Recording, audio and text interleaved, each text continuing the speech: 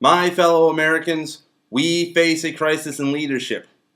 The ills of today do have solutions, but they require someone to make a decision.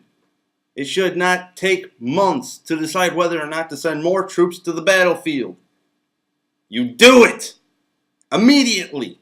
You ask whether or not you want Marines, Army, Air Force, or sailors. Abraham Lincoln wasn't indecisive about slavery being wrong. Ronald Reagan wasn't indecisive about communism being evil. He also wasn't indecisive about tax cuts being necessary for this country in the wake of Jimmy Carter's economic mess, or that socialism was incompatible with this, the freest nation ever known on earth. Leadership in the days in the war on terrorism requires that the military prison at Guantanamo Bay for captured terrorists remain open. It requires that foreign enemy terrorist pukes captured on the battlefield are tried on military tribunals outside of this country. It requires that those trials take place after those terrorist pukes have had all intelligence gleaned from them. The successful execution of victory, which is our only option as a free society in the war against jihadism, requires that we use all of our power to defeat them. That requires our military to go wherever they are. They are not a nation. We cannot just fight them in one place. We must fight them every place. Successfully defeating them requires that we get it 100% right every day. Leadership requires taking a stand. Iran, as a totalitarian Islamic regime, cannot be allowed to have nuclear weapons. That society deserves to be free. North Korea, as a communist nation, does not have to exist. Those people can be free. Good Lord, look at a map of that country from space. Compare it with South Korea. Lights, no lights. Cuba does not have to be in poverty. You can be free. Venezuela, you do not have to tolerate a dictator who is an admitted socialist. You can be free and prosperous. Leadership requires standing firm to some eternal truths. A child killed in the womb is still killed. That is the denial of life. That is wrong. Leadership requires honesty and telling the God's honest truth. Abstinence works. Marriage is between one man and one woman. Tax cuts help people. Welfare destroys them.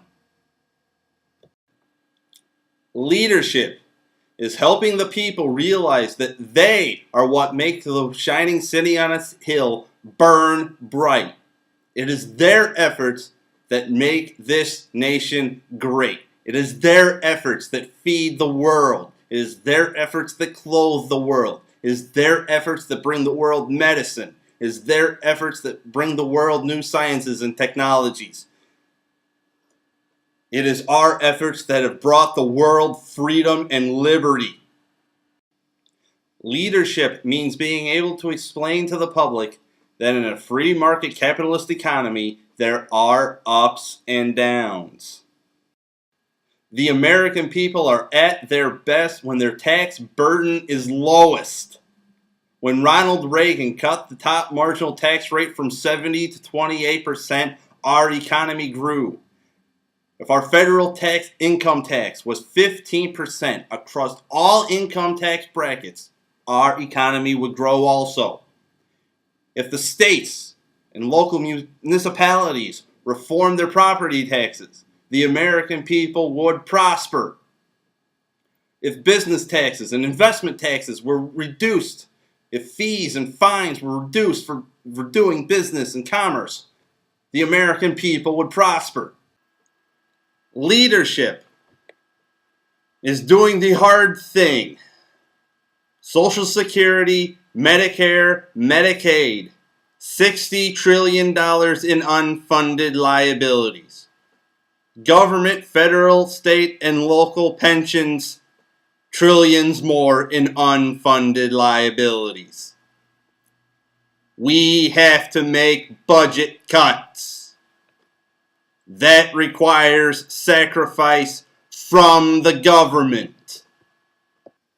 Leadership is making this nation energy independent. We have trillions of barrels of oil in the Rockies. We have oil and natural gas in Alaska. We have untapped resources off the Atlantic and Pacific coast. We have more in the Gulf of Mexico. We have lots of open space in flyover country for nuclear power plants. Leadership requires batting down dumb ideas. Man-made global warming is a hoax. Cap and trade, carbon credits are foolish. Mankind didn't end the last ice age because we discovered fire. Leadership is joining the conservative movement and Congressman Paul Ryan in seeing that the unconstitutional socialist healthcare reform bill President Obama signed gets repealed and replaced with positive change for our nation. Tort reform, expanded health savings accounts, portability, shopping across state lines, reduced mandates by the states and the federal government.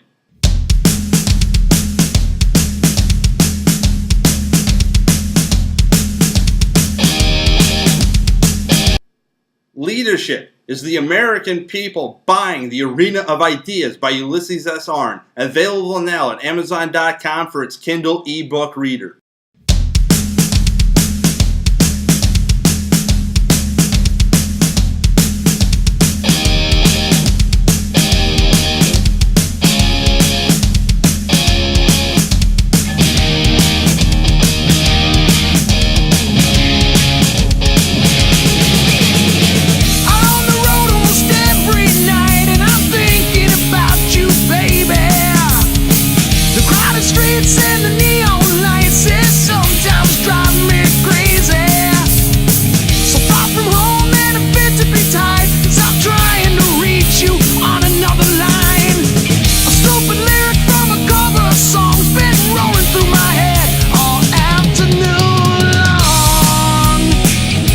It's driving me crazy.